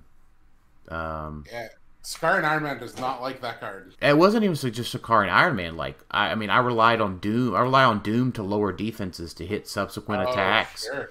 And you can't lower your defense. So it wasn't the raising of the attack that was necessarily bad. It was the lowering of defenses and that sort of thing. Like, 18's an 18, right? You only got so many 6s and 7s to roll in a game. So that put me at 2-2, and I was skating at that point. Was that also the opponent that you killed the full 100-point Arachnite through? No, that was top 8, but we'll get there. So then round 5, I played the what was his name? Michael Nelson. Yeah, he was playing the double Saturnines. That had an interesting interaction. So I won map. We went to Iron Man's workshop. My turn 2. So I switched to Doom 67. My turn 2, and I was on Doom 67 in the previous matchup with Logan. So my turn 2, the Pulse Wave card showed up. So I sent out old Sicarian Iron Man. He went out and dealt 2 damage. I was like, I got to keep these little pogs at bay. And I would say he had redialed red Union Jacks with the correct stats and everything. So they really did a really good job on portraying those pogs with some redialed figures. So props to him on that. That's cool. But yeah, did 2 damage, poofed him. But then, so I had the Pulse Wave card up, and then he flipped the Hierophant. So he had full speed, full range, 2 damage, running shot. Now, he only had a 10 attack, but they also have that reroll thingy, right? Special power. And so he ended up like KOing, I want to say he ended up KOing like Venom Mags and like dealing a little bit to Sicarian Iron Man. So, it was definitely a slugfest. But I ended up being able to, I just had enough attackers to KO the Pogs, keep attacks pouring onto Saturnines. So in retaliation, I was able to get a full speed charge flurry with Doom 67, who, as a reminder, has 11 speed. Nice. And so I think, do the Saturnines have not Battle Fury, but they have Shape Change? Mastermind. No, they have Mastermind. Yeah, so so the defense lowering specifically was bad in that matchup because I hit my first attack and I was like, okay, you're 1 down. He's like, no, I've got the Hierophant up. And I was like, fuck. And so it was just not, it was not great. It was definitely a struggle. But, between, I think Rookie had to dual target some. It was nothing to do it but just to pour attacks into it. Just, eat the Mystics, pour attacks. I think ended up being like my Genesis and my Wonder Woman finished off the Saturnine. I think that was a pretty, he scored well over 100 points, I think, Alex, didn't he? Do you have the points that he scored? 300 to 135. Yeah, so I want to say he got through Saki and Venom Magneto and maybe Kamish. So that was rough, but I was able to squeak in somewhere in the top 16. I think I was down low. So then in top 16, I faced Gus, right? Mm-hmm. It was Gus Williams. Augustus, yeah, he goes by Augustus Williams on Facebook. I just saw his build sheet in here, but he was playing 100-point Arachnite with the Soul Sword, and then a 60-point Arachnite with the Waldo arms on it.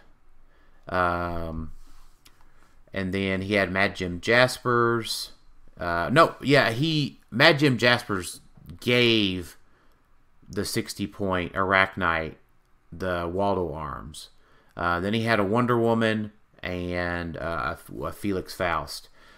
So he won map. One thing you might notice on this team, it was missing a TK. No TK to be found. So he took me to the Mines map, Red Mines. It's a rock map. He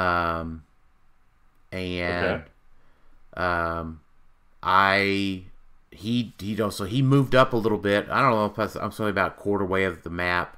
I was able to send out Rookie first, alpha'd his Felix Faust. They missed his missed his super senses. So it was a decent trade to keep him out of the way.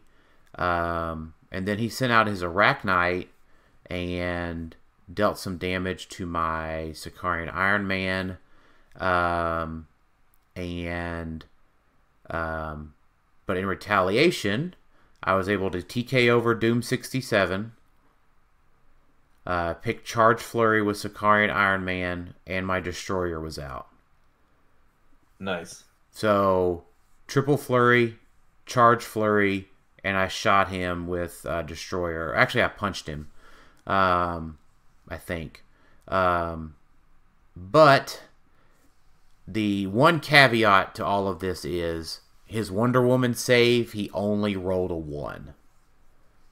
So I did not have to fight that last stop click a second time. I did have to fight the first stop click more than once because of the Soul Sword.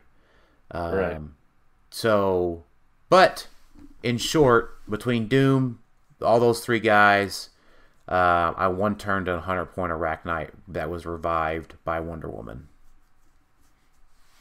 I think it's very interesting seeing when people choose to bring someone back, because I feel like it's a very difficult decision to make. Yeah, it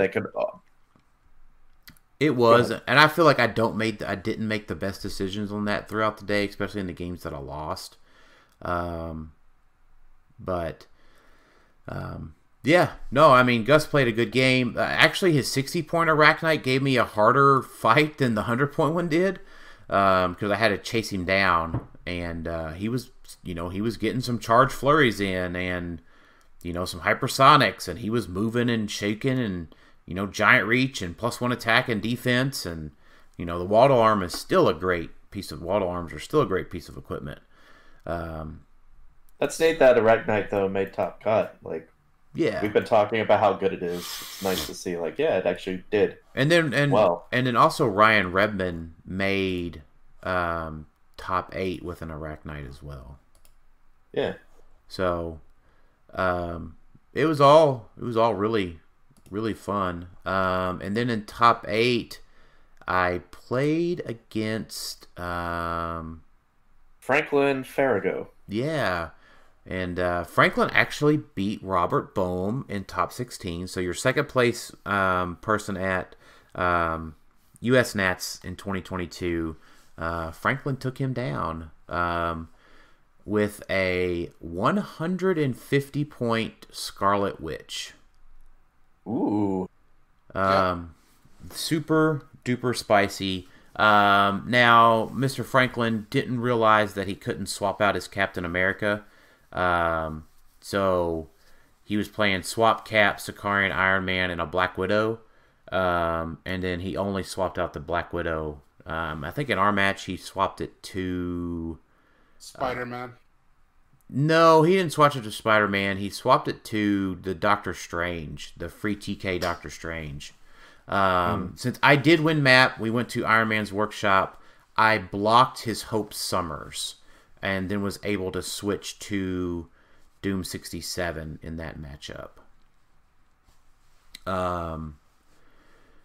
And I got between Doom 67 and Sicarian Iron Man, I got a Scarlet Witch from her top dial to right before her last second stock click. Oof. Doom 67 making 3 attacks is still really good. Especially when he has a Venom Magneto to get him 12 squares. Yeah. So, what were you going to say, Alex? I was going to say, I thought you said earlier you didn't play with the TK. No, I was saying Gus didn't have a TK. Ah, okay. Yeah, Gus didn't have a TK because he won map and took it to the Red Mines, and he wasn't able to alpha me because he didn't have full map reach. Gotcha. So I got the alpha off on him. But yeah, Franklin, you know, I Scarlet Witch went down. You know, he missed some shape change or the super senses because Doom does have Battle Fury. But I just got the jump on his Scarlet Witch. And then it kind of went downhill from there for him. And then in top 4, if y'all recall throughout some of the previous podcasts, right? I was talking about, you know, there's a difference between winning the event and getting top cut, and I was working to have the intersection of my current skills and abilities and my placement. And I intersected that, I think, to expectations. I played Isaac again, who knocked me out of the top cut of Worlds, and I lost to him in top 4. Now, I want to say just a note of tournament etiquette. Whenever you sit down with your opponent, and you see somebody sitting down with their opponent, you should not engage in conversation with them. We'll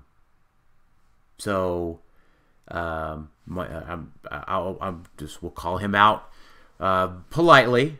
Mike SQ was like, "Dang, Isaac, you did such a good job with that triple TK." As I was sitting there looking at his build sheet, thinking about who I was going to block with Dr. Thing. And yeah. I immediately set down the build sheet, said, "I'm keeping Dr. Thing in, I'm blocking your Venom Magneto." And it did help me make the game harder for Isaac. Isaac he won map. He did take me to the Starlight Citadel, or whichever one, what's the other world, right? The other world. Shadow Starlight Citadel. Yeah, that one, right? So, but I did notice earlier in the day that Isaac was playing on that map without Jubilee. Mm-hmm. And remember how I said barrier was doo-doo? Well, guess what? In that intersection of my skills and ability and the eventuality that I figured I would face, if I had barrier, I would have had to block Jubilee. He wasn't reliant on Jubilee with this build. And so I had no barrier, so I had no reason to block Jubilee. I kept Dr. Thing in. I blocked Venom Magneto. Isaac moved up. With my Alpha, I was able to KO his Hellfire Club Gala Polaris and his Commissioner. And then we traded back and forth. I KO'd a couple of other small things. I did think I make the math to where he couldn't have brought in his Power Eraser. He didn't bring in Beast. So, I gave him a good fight. I think, how many points did I score in that one? He scored 300. You got 110. Right. Yeah. So, Sky Tyrant, was able to revive. Once he gets tokens on him, it's pretty much hard to KO him at all. And I did better than I did at Worlds. I just got to get back into that curve at that next step, right? So, Well, I also think Isaac just had a superior build. And he's a robot. Well, okay, not to discredit his play. Like, sure, whatever, the robot thing. I think it's more like he's an amazing player, but his builds are always like one step higher. Like, even his Nats build, I was like, this does a lot of crazy things. Like his build wasn't the normal X-Men team that we were hypothesizing. It sort of was, but also sort of wasn't, just because he was so mobile. Yeah. I didn't realize how good that Polaris is until I watched him. Yeah. Right. So, I mean... I will say this. If anybody listening wants to watch, just two great players play a very well methodical match, watch Daniel and Isaac play. You can tell they're at a different tier of playing HeroClix. Their game is just so methodical and straightforward, and it's a different tier than any other game I've ever seen. It's when we were when they were playing, there were so many people coming up and saying it's like watching two pros play. And I'm not saying that because Daniel's my husband, but it's literally like watching a different tier of HeroClix playing. Were you contractually obligated to say that in order? No, and I've said that before. I'm just playing. Yeah, it's in our prenuptials. To be on podcasts, you have to speak one phrase. Right. No, but I mean, in all seriousness, and I'm not just saying Dale and Isaac. There's different, and I'm not downing anybody, but when you hit that certain tier of great players in the game, and you watch two great players play against each other, it's just a different complex. There's not very many rules questions. It's go, it's play, it's there's not much downtime. It's go here. Okay, let's do this, let's do that. It's just different. And I mean, I see it. I mean, that's why I like watching the stream so much. It's just because it's why did Isaac do that? And it's okay, now I see it. I didn't see that live, but then when I watch it over, I'm like, oh my gosh, how did he see that? Yeah. I mean, they have different mindsets. So yeah. One big takeaway I would say is, if you haven't looked at Polaris, take another look. Because she does have detective, but the bigger thing, even outside of her free TK, the Hellfire Gala trait, being global it's unbelievably significant. Because it's once per turn for all characters with this trait. When a friendly character with the X-Men keyword, which was everybody basically, attacks, and the attack roll includes exactly 1 5, which happens more than you think, you may replace the other die with a 5. And then on top of that, when a friendly character with X-Men keyword hits and a 5/5 was rolled, after resolutions, choose a character within range and place that character up to 2 squares, place that character up to 2 squares away from the square they currently occupied. The first one was the biggest one because, you know, you roll a 1 and a 5. You're like, okay, whew, he rolled a 6. And you're like, and against me, he was like, so are you going to prob that? And I was like, why do I need to prob it? I was like, oh, shoot. And I was like, that's right. Polaris will make it a 10, which will do knockback and like do a bunch of other stuff. Well, it didn't do the knockback. It made it critical hits. Yeah, because he was also playing the right. 10s and upper crits. Yeah. Right. He did. I don't think he had that on the turn he hit, but yes, that is the other part. Yeah, because I think he was playing that and the hits that are doubles or crits. Yeah. He was playing both of them. That was strength, I think. Yeah. And then he was playing the 10 through 11, 10 and 11, 12s were crits. Yeah. And then he was playing the exploit card. So I mean, it was just a well-crafted tarot deck. Which, by the way, I would say that's why I KO'd Polaris first on my alpha, because I was not putting up with that. And then late game, he just naturally rolled a 10 at some point and just crit hit me. Yeah. So, but I would say, and Alex, so like, I think we were right in that we were saying Sky Tyrant, Genesis, APOC, Professor X, Sicarian Iron Man is the team to play. And now while Isaac has his super unique spin on it with the Polaris and the crit hit cards and all this other stuff, no dissing that at all, because it's definitely a tier above anything we had presented on the show. That was it. That was the team we've been talking about for months. It won the 57-person event. What was funny enough, Isaac got set at table 1 randomly, round 1 randomly, and never left. Yep. Yeah, he never moved. So, but I mean, at the end of the day, the team that we said was going to do really well did really well. So no, I'm looking. How many other were there in top 8? So, Isaac, there was Dan, there was Scott Crampton. But so, I mean, I would just want to point out, it only takes one, like, because there's a difference. Okay. There's always a difference between making cut and winning, and it's the team that won. Now, I mean, it's Isaac. And we talked about all these little tricks that the team had. I get that. But Genesis, I played Genesis.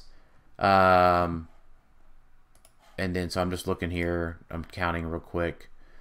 Like, I'm not trying to, like, discredit that. I'm saying, like, we try to prepare our listeners to the meta. And if it's one where it's, like, one person has a very unique build that did, like, one at all, we'd be like, okay, keep that in the back of your mind, but don't, like, I wouldn't say, oh yeah, devote all your practice to how you counter that.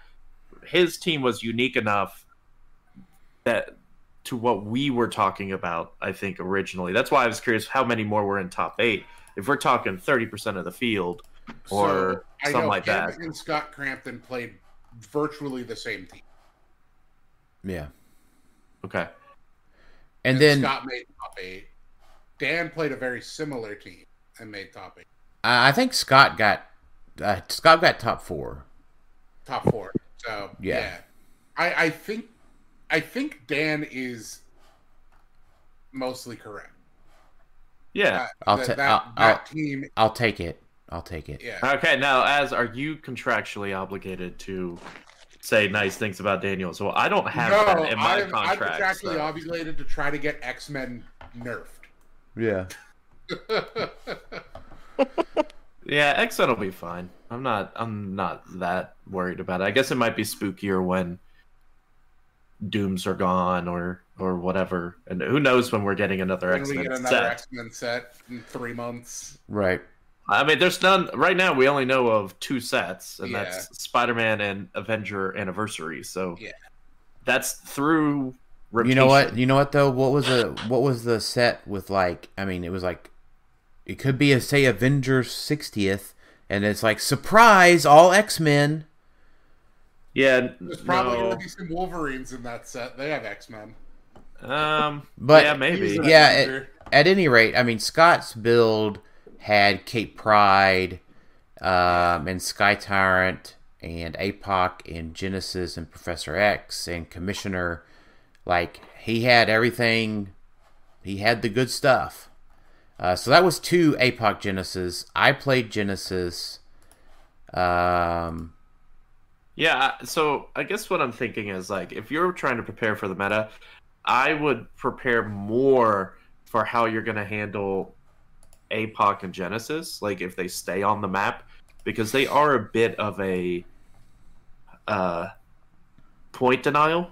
Like, you don't generally... Everyone has equipment, right? So I don't want to attack Genesis unless I rune her or something. Like, the whole time I was like, I am not attacking Genesis, because if I do, one of my key people is going to lose their equipment. That's just an inevitability. That stop click is so powerful. Right. So it's like those type of things where you're fighting in the thick of it, where it's like, okay, you're going to see a lot of APOC Genesis, because I think I saw 1, 2, 3? No, I saw 2 in Swiss, I think. Same with Death Metal Wonder Woman, right? Like, it's most of the time they're comboed with the other 2. Those are the 3 main pieces. I would say, hey, this is first meta tournament after those figures came out, and they're, meta, after Worlds. Those are the 3 you need to definitely add to your list of how does my team handle those? Because if you're not prepared for it, it could definitely screw you up. Right. So I would say Wonder Woman made a larger... so let's get through some of these questions. Not get through them, but answer some of them. So like Justin Red Robinson, like, I think surprise figures. I think Dark Metal Wonder Woman did well, there was more Dark Metal Wonder Womans than I thought there was going to be.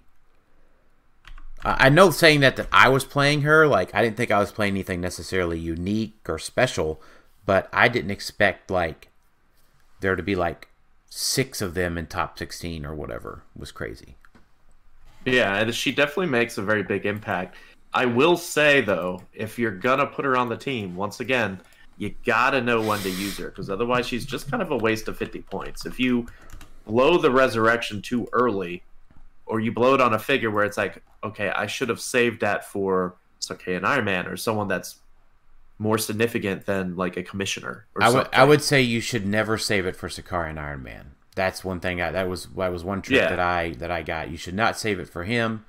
And I would also like to point out I did outwit the super senses on the Iraq Knight. So he didn't just miss all of his rollouts. Forgot to mention that. But I think, what do y'all think? Were y'all surprised to see another figure in mass at the tournament? I don't know, Sam. I'm surprised to see the Bat Jaro. Like, I mean, I know there was only one, but I think the Bat Jaro was a surprise for me. Something to note about Batman and Jaro, he is Batman. So he is not Batman and Jaro. Like, that's not the name of the figure. The figure is Batman. So playing with, like, the Chase Robin, and that's nothing against you, Sam. I just meant, like, team building. It's like, hey, we just got a bunch of stuff. Yeah, he's got more synergy than you think. He's still a little spooky at 75 points, but he definitely, that I would say that's a big surprise for me too. I was also surprised that this guy played Emperor Vulcan, but yeah, some scrub. It's okay. I heard he lost at round 5. Sure. Yeah, he lost round 5 to One thing that I take away from this weekend, I think at least, I think I'm being shown, and I think a lot of people are being shown, Genesis is actually better than Apocalypse. So I think here's one thing we didn't see that is still a big trick for APOC. And I thought Alex played against 2, but range is still worth it. But multiple APOCs on a team with swords is still really super powerful. We did not see that exploited. I would say Genesis, I mean, behind every great man, there's a greater woman. sort of situation, right? Good answer. Yeah, Good answer. Genesis enables more things. But APOC's rollout, we have not. I don't think we've seen fully explored his rollout mechanic. Because just everybody can have a sword, right? So everybody's got blades, but it's only against close attacks. So range attacks are still a thing. But arguably less efficient because you'd rather be flurrying than side blasting for the most part. Yeah, it's for me. It's just Genesis's stop click is just so strong because everyone's equipped. They have the same thing. Oh, does he also have the thing with it? Oh, yeah. Yes. Then that's why I didn't KO APOC. Their traits are what's different. Yeah. Yeah. Yeah. It's kind of like, you're playing a bunch of destroyers because equipment's everywhere. You're playing Scara because equipment's everywhere. Well, if equipment's everywhere, you want APOC and Genesis because that's kind of a free 10 points. I would say for most teams. I would say Genesis Blades trait did come into play. Yeah, it's just so impactful. Mm-hmm. Yes, it is very, very impactful. And I remember being able to Sky Tyrant having blades of 4, like a minimum of 4 damage.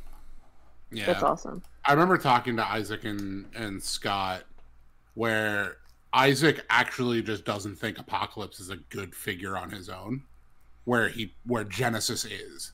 Yeah, I agree with that. Yeah, I mean, Genesis... The Passenger helps a ton. Passenger, Charge Flurry. By the way, Death Metal Wonder Woman has a 4 damage on her stop click. So I was dealing 5 damage with her Flurry, which felt really good. But I would say Eric Adams, that's kind of what we're thinking about is... APOC and Genesis are really super strong. I don't know if it's APOC and Genesis or bust, but we all better have a way to deal with them if you're not going to play them. Yeah, I think we played 9 rounds of HeroClix that day, and APOC and Genesis went undefeated. Yeah, I think what's going to be very interesting to see is how big of an impact Batman is going to make, because I think it's going to make a significant impact. Not enough to unseat APOC and Genesis, but enough to be like, hey, they get some added functionality with some of the new objects they might get, or because there is something to giving a ring out to somebody or someone that's going to chill in the back to, either give the empower or create constructs. There's still a lot. The meta, we just played it in this, and it's like, hey, new set now. So the meta is about to get a big shakeup because this is a pretty big set. Yeah. So. All right. Well, let's keep moving. Do you want to talk about teams? We can briefly. We don't have to go through matches. We could just. I was just gonna say I'd say we are reaching 2 hours here, and sure. Sam and I both have to be up early tomorrow, so there's a couple more questions I'd like to get to. Oh, sure. Yeah, and we can just say Sam, Az, and I played on a team. Alex, who were your 2 teammates? I played with Eric Sexton and his friend Philip O'Bork. And both of us pulled decent in our bricks.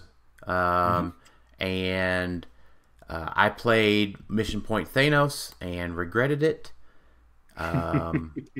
And Sam and Az carried me, and I think we both made top 8 in teams, right? Yep, I lost to Mission Point Thanos in top 8. So funny enough, right? I did get. I just have to say this on the podcast that Jay Solomon hit every Super Sense in our top 8 match. That saved the game. Yeah. Well, when we played, we had a great game. We had a fantastic game, and he was like, "I didn't deserve to win," and I was like, well, you won because you hit every Super Sense. I mean, it's part of the game, right? Just gotta roll. Just gotta roll out. Got Zach Frazier it. That's what he did. Right. I was not only the only person to get Emily's Hulk to his first stop click, I was the only one to kill it.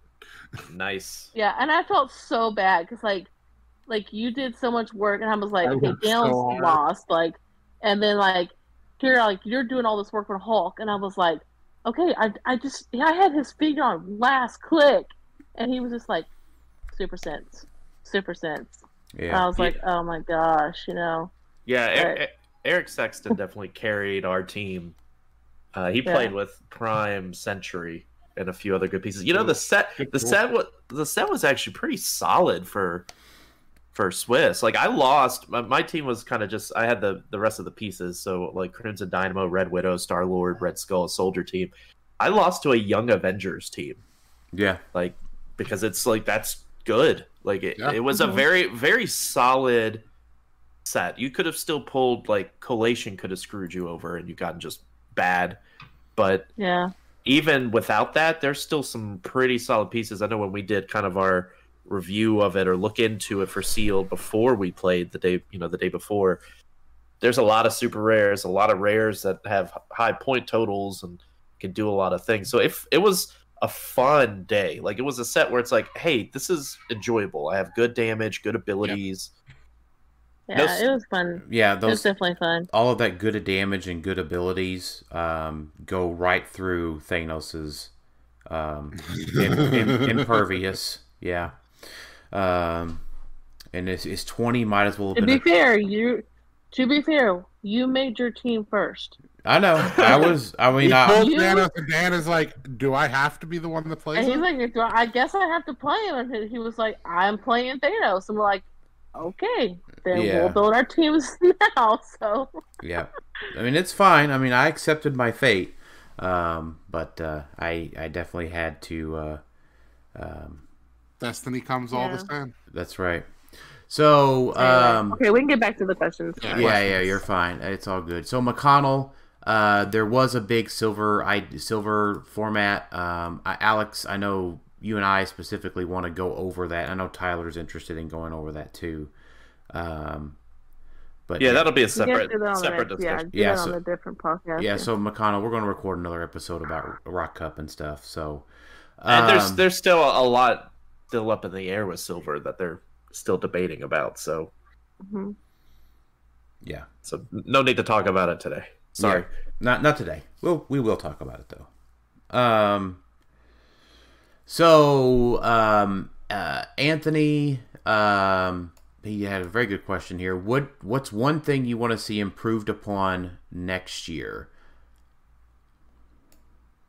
Ooh. So one thing I will say, we haven't really mentioned it yet. The judging for event was fantastic. It was PJ, Kenny Pena, and Lucas Tom Van Hollen. They did a fantastic job. The rounds were going quick in between rounds. I mean, it worked incredibly well. So they definitely deserve all the praise that they should get because it was, I don't think there was really any major issues. They were very, very obvious of here's how it's going to go. We're not going to allow you to take time with judge rulings. We're going to come say it and we'll talk about it afterwards. They had the one issue with my matchup where he had an illegal build. They fixed it immediately, got the guy a map afterwards. It was great. It was ran very, very well. David Newmark did a great job with the whole thing. Fantastic event. I enjoyed the tables being marked, like with the number, like the numbers on the tables. So it wasn't like you were trying to like guess, like, okay, this is 21, 22. Like it was like everything was labeled. Yeah. So like you knew where your table was. So there was no like that, because I mean when we're like in some other events, it's like you're trying to like count tables, and you got everybody holding their clicks, and everybody's like, I'm looking for table 24, so, and like I'm table 22, and real how quick, they rushed us, yeah. So real quick, this is a question of what's one thing this is not a question of what ran really well, is what do you want to see improved upon next year? I honestly can't think of a thing that jumps out at me that needs super improvement. No. We're talking specifically for Champion Clix. Yeah, right? For Champion Clix. That's correct. Oh, I'm saying improve like for events. Like let's do like what they did, like lumbering the tables like they did for the championship like Clix. Like gotcha. I mean, we've all been to those bigger events, and it's it's kind of chaotic trying to find your table. I mean, one very clear thing that a lot of people have talked about with every other is like the resort was great, but as far as food goes, it was incredibly expensive. We ended up having was it modern or 3v3s that we all chipped in to order a bunch of pizzas because that was way cheaper than going down to the Starbucks and paying $15 for a sandwich. Granted, the food was fine at Starbucks, but it was a lot more expensive. Like, I think 2 nights we ended up just door dashing food. Yeah. So that's a thing that could improve, but I know David's already looking into maybe different locations.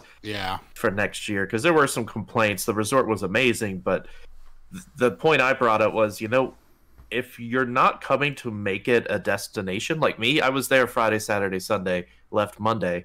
I was there to play, so I was just in the ballroom, like most of the time. I got out for look around the resort maybe Saturday night, but I didn't get to enjoy the resort as much as I would because I was there to play HeroClix. And I feel like that's what a majority of people are there for, is to play. And then if they could, like you guys did, were able to add on something at the beginning or at the end. But for me, it was like, I feel like a part of the resort was a little wasted because I'm curious how many people that went actually got to enjoy a majority of it, and how much of it was, I'm playing Friday, Saturday, Sunday, going home. I don't have that much time. You're in the ballroom for 12 hours. You get a small break for lunch. Yeah, so maybe the one thing that could be is like maybe a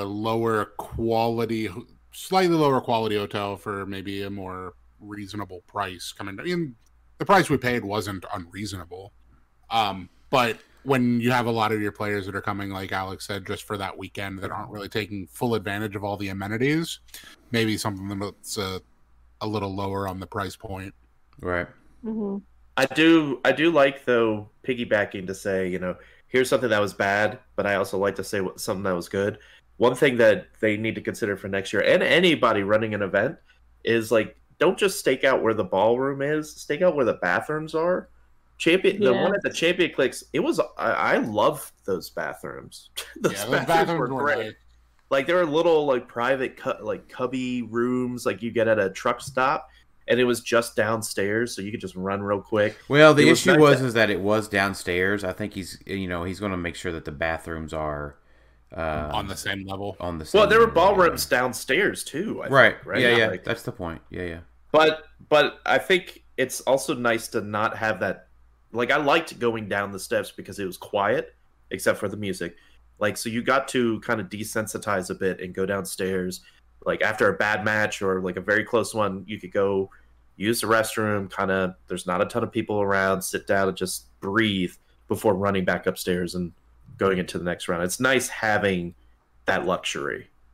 So, yeah. I already told David my one thing I want to be improved. It was a food related thing. The salad that we had at dinner was really weird. Oh yeah, that's fair. You're talking about specifically the special dinner that had the banquet. The banquet dinner. Yeah, the banquet dinner. Yep, exactly. The salad was very weird. I would not. Hey, I found out that I like fennel. Yes. We had to guess a lot of that. We did not know what this thing was on the plate. We're like, what is this? I was like, it's really, really good. And then we actually stopped one of the workers. We're like, what is this? And she's like, it's fennel. And I'm like, yeah, awesome. It's not that wedge salad from Indianapolis, though, Dan. It was not. But the food was very delicious. It was just, it was a very weird salad. That's it. And huge props to that banquet and the entire weekend, all of the auctions that were going on for the amount of money that the event raised for Huntington. Yeah, they raised like $4,300. Yeah.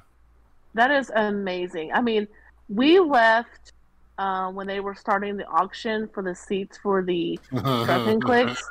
And I mean, like, they were like, all of a sudden we like looked and like, there were seats going for like $400, $500. We're like, the seats for Lucas's Battle Royale went for more than the ones for Scott Porter's. That is insane. Like, I was like, there's just no way. Yeah, No way. I think the entertainment, the trivia was okay. Like it was fun with Scott there and the jiving back and forth. I think the drunken clicks thing was fine. The pie thing was neat.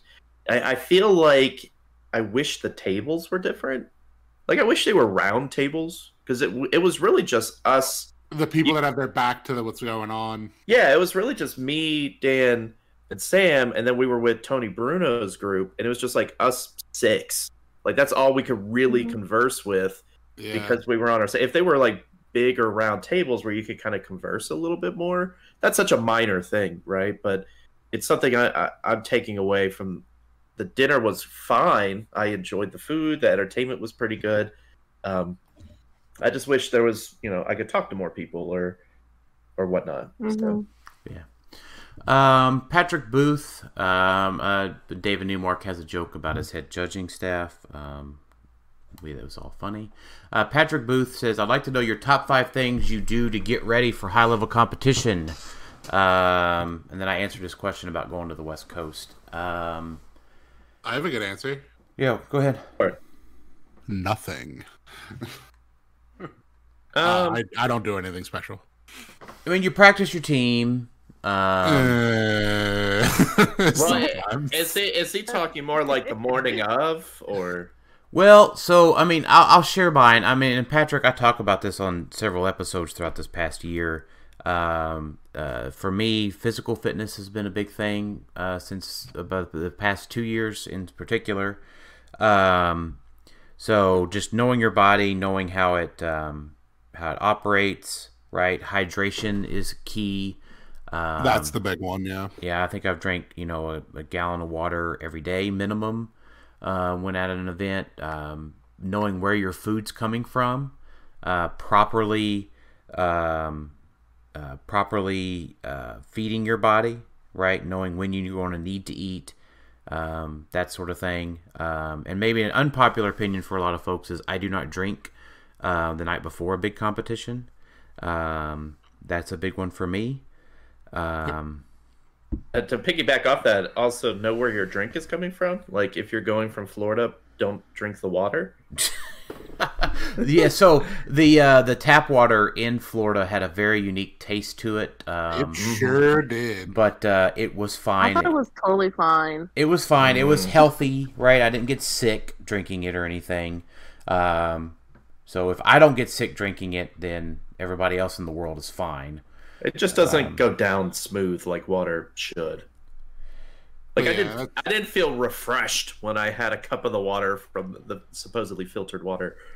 I was like, oh, okay, I guess I'm gonna go get bottled water. Right, I drank the tap water. It was fine. It just is a very unique taste. But I don't. I guess one thing I do is I always want a Coke Zero. Like that's my thing. Like, I mean, I love Coke Zero. Period. But like, I think when I was thinking about this today, I was like thinking about back at all the big competition I play, and I'm like, I always drink a Coke Zero before I play. Like, I always make sure I go get a Coke Zero of some sort. So, I guess that's the one weird thing I do before a big competition. So. Yeah, one thing that I'm starting to kind of learn about, at least like my body now that I'm in my 30s and doing competitive events, is know if you're gonna drink like an energy drink before an event, know where your crash is gonna go, because you can say you don't get crash most of the time. You probably will. You might not feel a real crash, but at least for me, like my mental, I start to get less sharp, and that's kind of when I feel it. So be careful with that and drink as much water as possible. Yeah, I would say the one thing for me that's been this past 6 months or so is I've given up diet sodas. I stopped drinking diet sodas, and I cut down my amount of caffeine by a lot, so that when I go to an event, the caffeine I do take in, like I don't drink energy drinks, but if I drink a second or even third cup of coffee, right, it is more effective because I cut down my caffeine intake weeks and months before that. Sure. But yeah, so I Patrick. guess another thing I do also, like, when it comes to preparation is, like, I tend to go through the sets and I'll read through a lot of the chases and primes and stuff just to see, like, their traits, just to make sure I'm good to go. Like, if I know they're just, like, top tier stuff, I'll go back and read cards. You know, like, I went back and read, like, Genesis and APOC and stuff, so I was like, all right, I kind of know the gist of how they work, because I knew I was probably going to see them. So. And I know it's harder to do at these type of events because it's a big resort and whatnot. But if you're going and you're very pumped about one event, which in this case there's multiple to be excited for, like it's not bad to get some sleep, like to go to bed at a reasonable hour and be like, okay, we got to play tomorrow, because we had an early time for Modern, so it was like, hey, we're gonna have to wake up at like 6:30 or 7 to get breakfast and everything. So going to bed at like 1 is gonna be a nightmare. You're just not gonna be in the right sense. So just get some sleep and you can party after. It's not that big of a deal. Like, just which get some I sleep. liked. I really did like starting earlier. Yeah. Like, I did. I know people are like, well, men didn't get to sleep in. Like, I like starting. I think we started gameplay at 9 o'clock, correct? Yeah. So, like, that extra hour made such a big difference in just how, like, the break for lunch was and stuff. Like, you weren't playing until, 3 or 4 o'clock, then there was a break. It was like, hey, we got done around 1, 2, and that made a huge difference. Mm-hmm. Yeah. And then, I mean, I'm all for that, too. Like, if we could start earlier, that'd be great. I don't know, it's like, everybody's like, well, I gotta travel in. Like, well, if you know it starts early, come the night before.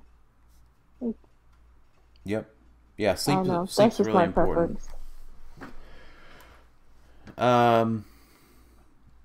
All right, any other note on that one? Nah, I think that covers it. As we know that you stare yourself in the mirror every time for a high-level competition and talk to yourself. I mean, I look at myself in the mirror and I'm like, you are a world champion. You are a world Let's go champion. play this shitty figure. And you're about to whoop some ass with Emperor Vulcan. Let's go play this crappy figure. That is relevant. That's what you say. Yep. So, Brad Borals, we did miss you. Very much, Brad. So, and we've got some other things to talk about, the Silver Age stuff and whatnot. So, and Bradcast tournaments are going to start back up again. That is true too. All right. Final thoughts. I'm already excited for next year. This is turning into the Championship Clix is turning into one of my favorite events for the year. This was my second year going. It's been a blast both times, and it really gives me a nice vacation in the beginning of the year. Hopefully, it'll be in January again. So I'm excited for next year. And if you haven't been to one, try to make a point to get out to it. Mm-hmm. Final thoughts, Sam? Can I just say ditto to Az? Because Sure. it was one of the best. It was one of the best tournaments that I've been to pretty much all year, and I didn't go to very many. So, like, comparing like Worlds to the Championship Clix was amazing. Yeah, and it was well ran, and I look forward to the possibility of going next year. So.